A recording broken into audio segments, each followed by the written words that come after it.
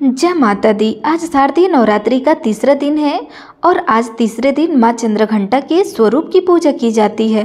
तो चलिए आज की कथा का श्रवण करते हैं। नवरात्रि की तीसरी शक्ति माँ चंद्रघंटा है। यह स्वरूप देवी पार्वती के जीवन के एक निर्णायक क्षण को दर्शाता है।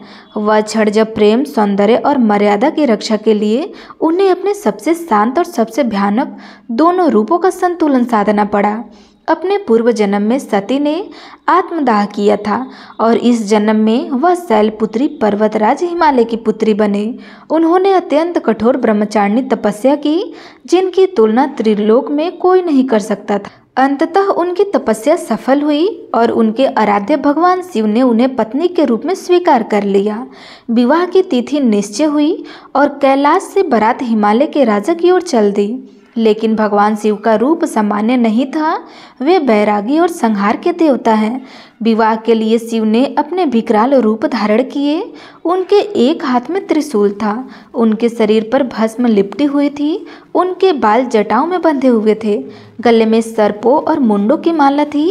उनके साथ उनकी बाराती में कोई साधारण मनुष्य नहीं था, बल्कि भूत, प्रेत, पिशाच, अघोरी और अन्य भयानक गण शामिल थे। इन गणों की वेशभूषा, हाव भाव और उनकी डरावनी आवाज़ें ऐसी थी कि देखने वाले के हृदय कांप उठते थे। जब शिव जी की यह अजीबोगरीब बारात हिमालय के महल के द्वार पर पहुंची तो वहां का दृश्य देखकर सब डर गए।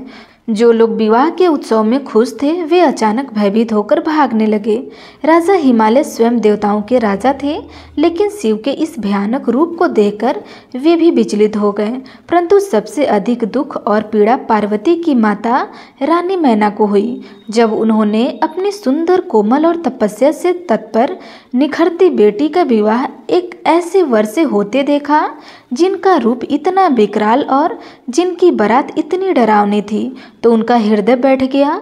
उन्हें लगा कि उनकी बेटी का जीवन दुखमय हो जाएगा। रानी मैना भय के अपमान से मूर्छित होकर गिर पड़ी। पूरे महल में हाहाकार मच गया। विवाह की रस्में तत्काल रुक गई और एक अत्यंत अमंगलकारी वातावरण छा गया। सभी देवी देवताओं और ऋषि मुनि जो विवाह में उपस्थित थे चुपचाप खड़े रहे, क्योंकि वे शिव के स्वरूप पर कुछ नहीं कह सकते थे। पार्वती ने देखा कि उनके पति शिव का अपमान हो रहा है और उनकी माता पिता को घोर पीड़ा हो रही है। इस संकट की घड़ी में पार्वती ने अपनी विपरीत शक्तियों को एक साथ प्रकट करने का संकल्प लिया। उन्होंने यह सुनिश्चित करना था कि विवाह शिव के सम्मान के साथ संपन्न हो जाए और साथ ही उनके परिवार का भय और पीड़ा भी समाप्त हो जाए। इसी क्षण पार्वती ने अपने भीतर की दिव्य ऊर्जा को जागृत किया और एक अत्यंत तेजस्वी, शांत और मंगलकारी रूप धारण किया। उनके मस्तक पर घंटी के आकार का अर्धचंद्र सुशोभित हुआ। यह घंटा सदैव प्रगति और कल्याण की ध्वनि करता है। उनका रंग स्वर्ण के समान चमकीला था। उन्हें 10 भुजाओं से युक्त दर्शाया गया, जिनमें वे तलवार, गदा, बाण, त्रिशूल जैसे विभिन्न अस्त्र शस्त्र धारण की हुई थी। उनका वाहन भयानक सिंह था। यह स्वरूप चंद्रघंटा कहलाया, जो प्रचंड शक्ति, 10 भुजाओं और सिंह पर सवारी और अत्यंत सौम्यता, शांत मुखमंडल और मंगलकारी घंटा का अद्भुत मिश्रण था। माँ चंद्रघंटा ने इस रूप को धारण करके सबसे पहले अपनी मूर्छित माता मैना को उठाया और उन्हें आश्वासन किया। फिर उन्होंने अत्यंत शांत और प्रभावशाली स्वर में भगवान शिव को संबोधित किया।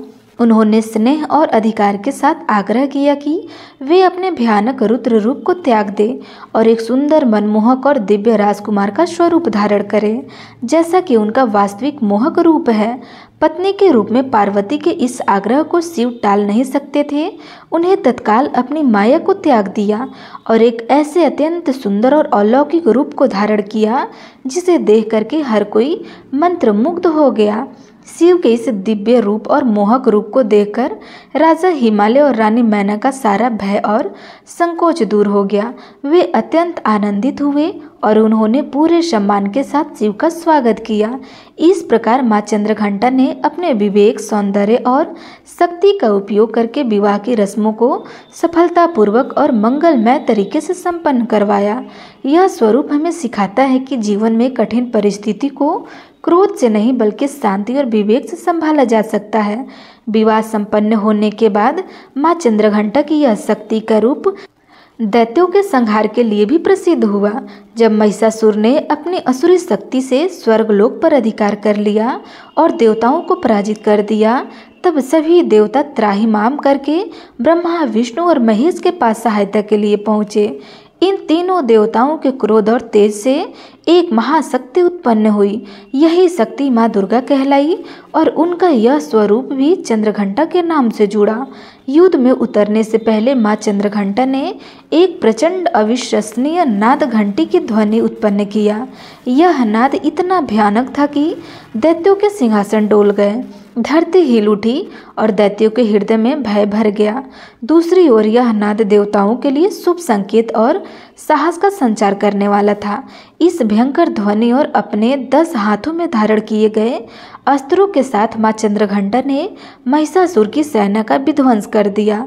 अंत में उन्होंने महिषासुर का वध किया और ब्रह्मांड में शांति स्थापित हो गई। माँ चंद्रघंटा की उपासना से भक्त के निर्भीकता आती है, सभी नकारात्मक ऊर्जाएं दूर हो जाती है और उसे युद्ध जीवन के संघर्षों में विजयी होने का आशीर्वाद मिलता है।